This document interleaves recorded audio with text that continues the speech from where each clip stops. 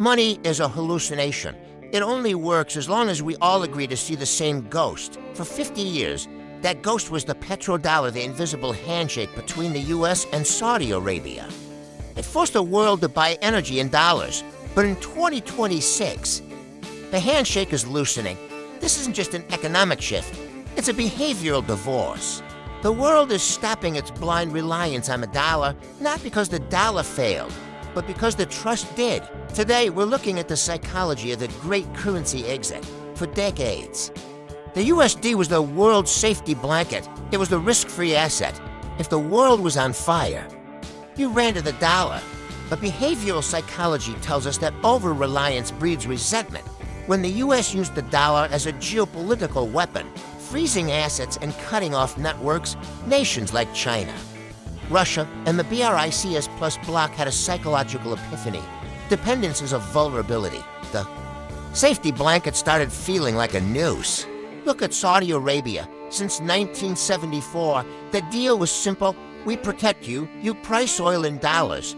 But in the last 5 years, the Saudis changed the script. They began accepting yuan for oil. They joined the BRICS Bank. Why? It's a behavioral shift toward multipolarity. They are no longer monogamous with the US financial system. They are dating other currencies to ensure their own survival. This is the death of the one true currency myth. Nations are realizing they don't need a middleman to trade. Why should Brazil pay a fee to convert real to USD just to buy products from China? The behavioral shift, it's about sovereignty, the reality. In 2021, the USD made up 70% of global reserves. In 2026, that number is sliding. It's not a crash, it's a dilution. The world is learning to speak multiple financial languages at once. What does this mean for your breakthrough? It means the safe haven has moved. The behavioral fix, stop thinking of the USD as money and start thinking of it as shares in a company. If you don't like the management, you diversify.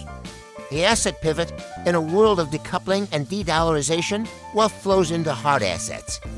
Energy, rare earth metals, and decentralized protocols when trust in the ghost fades.